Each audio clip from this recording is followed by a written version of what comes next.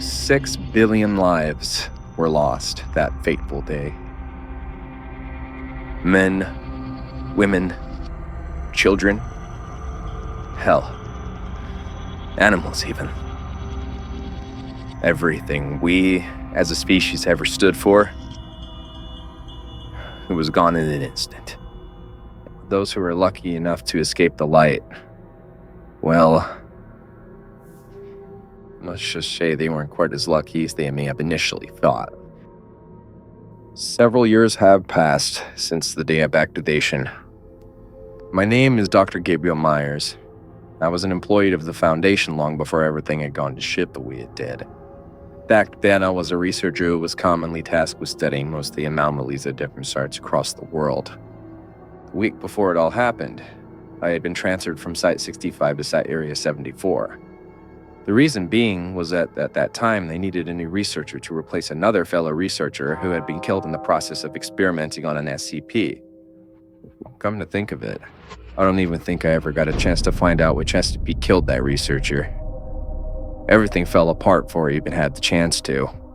As of today, I'm still safely locked away in Area 74. I'm not alone, thankfully. There's me and about 170 other survivors, most of which are made up of researchers, D-class subjects, and security personnel. Together, we have managed to operate safely and secretly in the dark for 7 years. The facility is equipped with its own water reservoir, which is located inside of the mountain below the base. The reserve is estimated to hold about 600,000 tons worth of water, which is estimated to be enough to last 40 years. With that water, we've been able to utilize soil for vegetation experiments to plant a makeshift garden within the facility, all of which has been surprisingly effective at providing a food source. Despite all of our success with surviving within this nightmare, it hasn't come without its many mental complications. 7 years ago, we witnessed the literal death of the human race as we know it, and it is possible that we might just be some of, if not be the last people left unaffected by the sun. That thought alone, it has ached on everybody's mind these past 7 years ever since it started. Sadly, even if we do escape the light for now, it really doesn't matter in the grand scheme of things.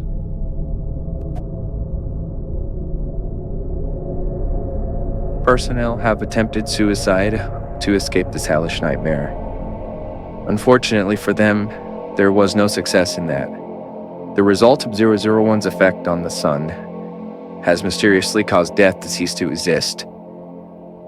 Yes, that meant death is no longer a way out.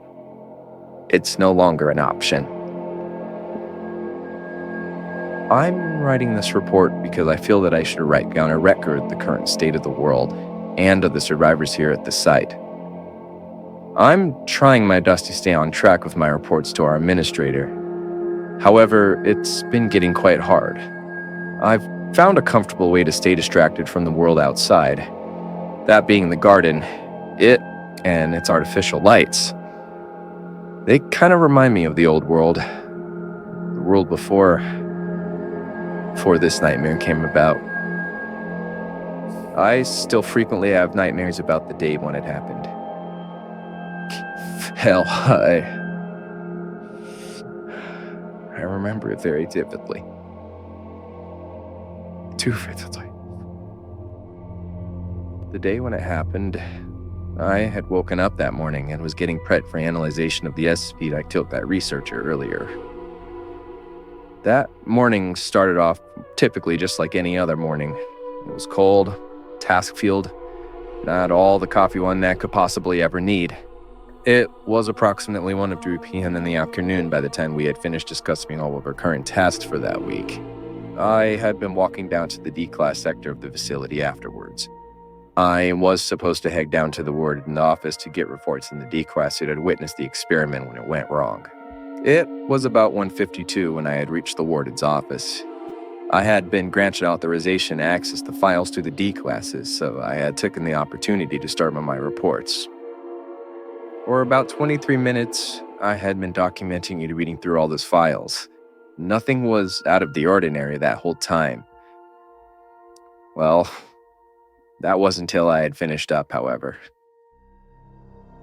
The warden's office had a radio communication system sitting on the desk. That system just happened to have been connected to the rest of the security communications network throughout the facility. When I had my paperwork tacked up for the day, I had begun to make my way to the doorway to exit. But before I'd walked out that door, the radio had captured my attention. At first, the security department seemed to have been conducting the supply retrieval from the site's main gate by the sound of it. Then, all of a sudden, one guard, then two, then three. Next thing I knew, the whole security department began to frantically panic. Specifically, the guard stationed near the top side, to be exact. At first, it was so chaotic that it was kind of hard to tell what they were even yelling about in particular. At first, I suspected a possible containment breach within my facility. However, my suspicions on that were immediately put to rest after a sentence that will probably stay engraved in my mind, most likely forever. There were two guards on the comm systems that I could barely make out having a frantic but calculated conversation. One guard had been demanding the other guard to lock down the main facility entrance by the sound of it. It didn't seem like they were trying to protect the outside world from what was inside this facility, but rather what was outside. Many of the other security personnel, they weren't topside. They also began to ask questions as well. The department's commanding officer, Joey, he asked the biggest question everybody below ground was asking. What the fuck is going on up there? One of the guards had responded to the emergency line that the other personnel could hear as well. That guard, he had been stationed at the helipad furthest from the sunlight, luckily for him. He saw it the moment it happened. He was there. He got to see the beautiful one blue sky. What a nice time. According to his eyewitness report, he had seen its supply truck making its way towards the main gate. Then, seemingly out of nowhere, the sky, it began to grow from a snowy white color to an ominous crimson red color. But the horror didn't end there. Hell, that was only just the beginning. The guard had looked towards the watchtower after the sky changed. The guards that were at the top, their bodies began to change upon first contact with the sunlight. Their skin seemed to have melted in what other researchers described as a gelatinous, flesh-like wax of sorts. As their bodies melted, all you could hear is the screams and disoriented voices of the men who succumbed to the light. As soon as the melting process was complete, they began spreading to each other, building larger and larger masses to overrun the remaining men at the gate entrance. The guard was extremely lucky to have made a duty at a gate before closing the lockdown. The guard had explained everything he had just witnessed to the emergency channel. Everybody who was ordered down into the panic room, they had heard everything. At that given moment, the only thing that was crossing my mind was at least getting a glimpse at what the hell was happening out there. There was a security checkpoint station just a few lanes down, so I ran there without any second thought in mind. Upon entering the room, there weren't really any guard station in there when I got there. I guess it was understandable considering the situation at that time. The security's mainframe access console was sitting right there to the left of me. I figured I could access the surveillance network through there. I began to surf through the files and search for the cam systems. I had opened up to a tab, build the different files to different security assets and directories in the mainframe. One of those files just so happened to have been named CanRoot, which, to my assumption, was probably short for canner rotation. Upon clicking the file, a loading tab opened up displaying a critical data message. Once the download was complete, a map of the facility popped up on the screen, each point being labeled as a camera location by the looks of it. Of course, the only cams I was searching for were tops tonight, so I had clicked on it. Boy, would I regret that decision. Greatly. 4 different cameras popped up on the screen. At first glance, all I was met with was a crimson-red sky, followed by what we would eventually later call SCP-001 instances.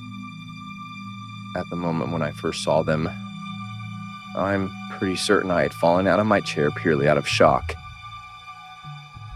It really was hard to comprehend exactly what I was looking at. I'd probably have sat there for a good 4 hours simply just trying to process it all.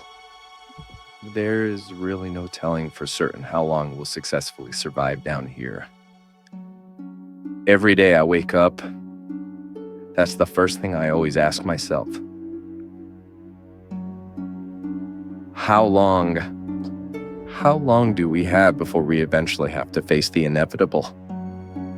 Will it hurt? Will I even feel anything when it happens? These questions, they tend to depress me quite a bit. Yet, I can't really help but wonder. There was at one point a plan to off-world colonize, but I think that plan's been long since scrapped since the disappearance of the O5 Council.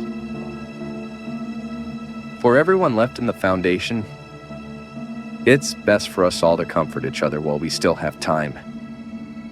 There's no telling when most things will eventually come from his brigade entrance. For now, we survive the best we can until the end. Until the day when we all meet the light.